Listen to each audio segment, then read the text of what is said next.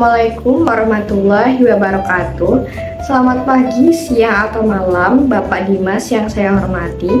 Puji syukur kehadirat Tuhan Yang Maha Esa, karena atas rahmatnya saya dapat menyampaikan presentasi tugas analisis data ini. Perkenalkan, saya Resti Aulia dengan NPM 25012010165.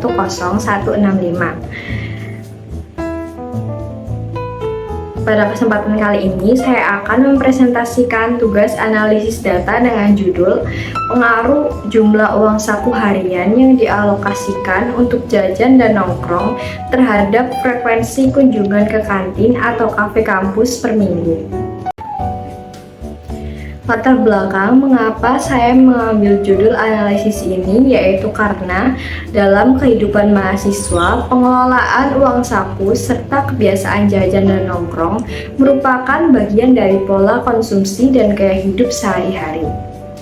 Perbedaan kebiasaan ini tentu mempengaruhi bagaimana mahasiswa membelanjakan uang sakunya. Oleh karena itu, saya tertarik untuk menganalisis apakah jumlah uang saku harian yang dialokasikan untuk jajan dan nongkrong memiliki hubungan dengan frekuensi kunjungan ke kantin atau kafe kampus. Melalui analisis ini, diharapkan dapat diperoleh gambaran yang lebih jelas mengenai hubungan antara perilaku konsumsi dan pengelolaan uang mahasiswa. Dalam penelitian ini, saya mempunyai dua variabel utama, yaitu variabel X sebagai variabel independen, yaitu jumlah uang saku harian yang dialokasikan untuk jajan dan nongkrong, yang diukur dalam satuan rupiah.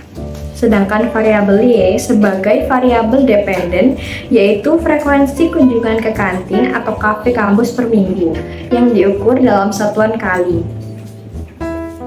Metode pengumpulan data yang saya lakukan adalah menggunakan kuesioner online yaitu berupa Google Form.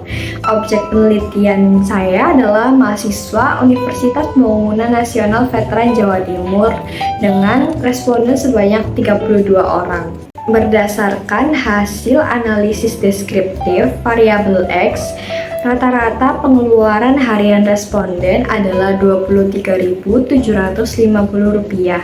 Namun nilai median dan modus berada di angka Rp20.000. Penyebaran data tergolong besar, terlihat dari standar deviasi yang cukup tinggi dan rentang pengeluaran antara Rp10.000 hingga Rp50.000.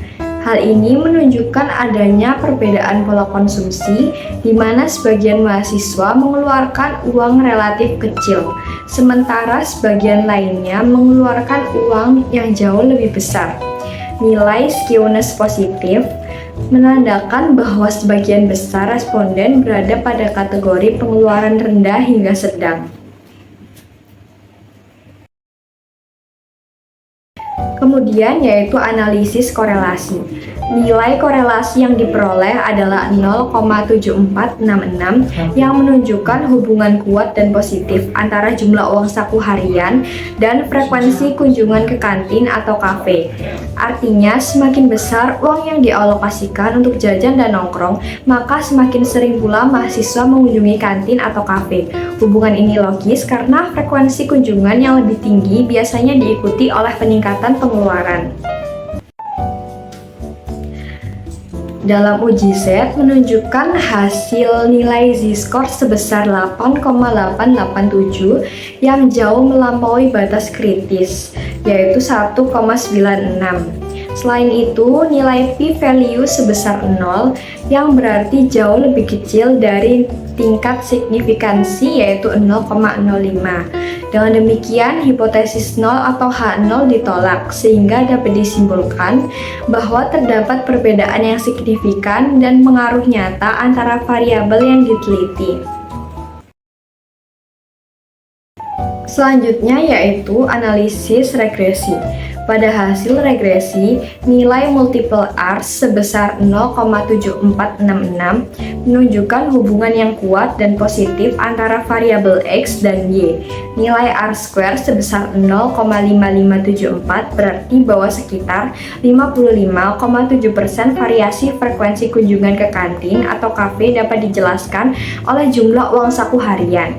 Sementara itu, sisanya sebesar 44,3% dipengaruhi oleh faktor lain seperti selera, lokasi, promosi, dan kebutuhan individu. Nilai adjust R square sebesar 0,5427 menunjukkan bahwa model regresi cukup baik dan stabil. Standar error yang relatif kecil juga menandakan bahwa hasil prediksi model cukup akurat, dengan jumlah observasi sebanyak 32 responden. Dalam hasil ANOVA, menunjukkan nilai F sebesar 37,785 dengan significance F sebesar 9,25 dikali 10 pangkat min 7. Karena nilai signifikansi ini jauh lebih kecil dari 0,05, maka dapat disimpulkan bahwa model regresi secara keseluruhan signifikan. Artinya, jumlah uang saku harian benar-benar berpengaruh terhadap frekuensi kunjungan ke kantin atau kafe kampus. Dalam analisis ini, model regresi yang diperoleh adalah Y sama dengan 0,75 plus 0,075X. Nilai intercept sebesar 0,75 menunjukkan bahwa jika tidak ada pengeluaran sama sekali, maka frekuensi kunjungan diprediksi sebesar 0,75 kali secara matematis. Koefisien X sebesar 0,075 berarti setiap kenaikan Rp1.000 pada uang saku akan meningkatkan frekuensi kunjungan sebesar 0,075 kali. Sebagai contoh, jika pengeluaran meningkat Rp10.000, maka frekuensi kunjungan diprediksi meningkat sekitar 0,75 kali.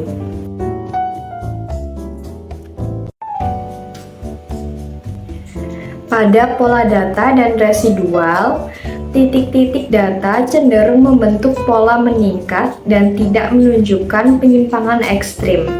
Hal ini menandakan bahwa residual mendekati distribusi normal, sehingga model regresi dapat dikatakan layak untuk digunakan. Secara keseluruhan dapat disimpulkan bahwa jumlah uang saku harian yang dialokasikan untuk jajan dan nongkrong memiliki pengaruh yang signifikan terhadap frekuensi kunjungan ke kantin atau kafe kampus. Demikian pemaparan analisis data yang dapat saya sampaikan. Semoga pemaparan ini bermanfaat dan dapat sesuai dengan arahan. Saya ucapkan terima kasih atas perhatiannya. Wassalamualaikum warahmatullahi wabarakatuh.